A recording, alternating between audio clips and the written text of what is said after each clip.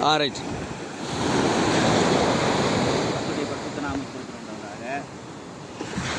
எல்லாருக்கும் சின்ன விஷயத்தை நம்ம காலையில் பேசப்போம். அது என்ன அப்படின்னா, டு ஹூம் நம்ம யாரை அதிகமாக நேசிக்கணும், நாம் விரும்புகிறது என்னது அப்படிங்கிறத கதையை எனக்கு எங்கள் அப்பா எனக்கு சொல்லிக் கொடுத்தாங்க. என்ன அப்படின்னா, ஒரு மனுஷன் அப்படியே போனான், ஒரு வெள்ளை பண்டியை பார்த்துட்டான். பண்டியை பார்த்து அந்த பண்ணிக்கு மேலே ஒரு பயங்கர அளவு கடந்த அன்பு. உடனே அந்த பண்ணியை ஓடி பிடிச்சிட்டு பண்ணி I love you so much, என்னை ரொம்ப அதிகமாக நேசிக்கிறேன், விரும்புகிறேன், நான் சொல்லிட்டு நீ கேட்கணும் அப்படின்னா உடனே அதை பண்ணி அனுப்பிச்சு ஓகே வச்சு தலையாட்டிக்கிட்டு கொஞ்ச நாள் அது கூட ஃப்ரெண்ட்ஸாக இருந்தான். எங்கே போனாலும் கூட்டிகிட்டு போய் அதுக்கு ட்ரெஸ் தைச்சி போட்டு, அதுக்கு டோலாக்கு போட்டு, ஜிமிக்கு போட்டு, என்னெல்லாமோ போட்டு அதை வந்து ஒரு ஹியூமன் பீயிங் மாதிரி மாற்றி சொன்னான். பண்ணி உன்னை பண்ணின்னு சொன்னால் நல்லா இல்லை, உனக்கு நான் பேரை மாற்றுவேன்,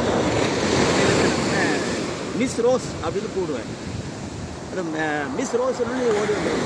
அதுவும் தலையாடிக்கிட்டேன், நீ பண்ணி ரொம்ப கவனம் அப்படின்ட்டான். நாட்கள் பல கடந்து போயிட்டே இருந்துச்சு.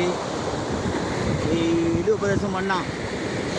இதை பண்ணி கொடுத்து நான் பண்ணி நல்லா பண்ணி இது வந்து மனம் திருப்பிட்டு இதுக்கு வசனெல்லாம் போட்டாச்சு, இந்த பேரை மாற்றியாச்சு அப்படின்னு இவனுக்கு இந்த எஜமானுக்கு பயங்கர சந்தோஷம். ஒரு பெரிய மனுஷனாக வாழ்க்கை.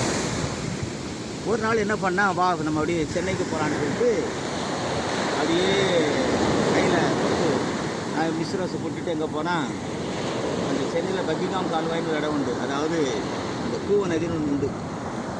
அந்த வாசனையை பார்த்தோடனே திரும்ப சொன்னான், பண்ணி ரொம்ப கவனம் ஜாக்கிரதை அப்படின்னா. அது 2 கடிக்கு தலையை ஆட்டி பார்த்துட்டு மிஸ் ரோஸ் கவனம் அப்படின்னா. அதுக்கு அந்த ஃப்ரெண்ட்ஸ் எல்லாம் பார்த்து அந்த ஸ்கூலில் உட்காந்த உடனே அப்படியே ஒரு தலையை ஆடிட்டு தொண்ணீர்னு உள்ள அந்த சாக்கடையில் குளிச்சிச்சு. ஐயோ மிஸ் ரோஸு.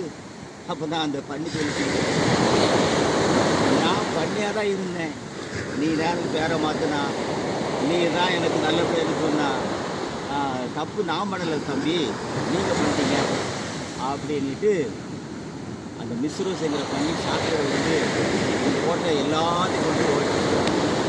இதை எங்கள் அப்பா எனக்கு சின்ன வயசுல சொல்லிக் கொடுத்தாங்க.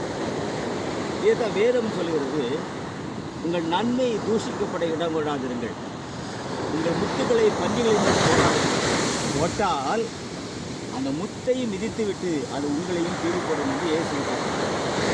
இதே மாதிரி நம்ம இன்றைக்கி சபையில் பெரிய ஆடை நடத்துகிறோம். முன்னால் இருக்கிறதெல்லாம் ஆடா பன்னியா என்ன என்பதை பார்த்து அதற்கேற்றபடி நம்முடைய காரியங்களை மாற்றியமைத்து நம்முடைய வாழ்க்கையை மாற்றியமைக்கிறதுனால சும்மா பள்ளியை பிடிச்சி அதுக்கு பேரை மாற்றி அதை வந்து பெரிய பகட்டாக காட்டுவதை காட்டுது.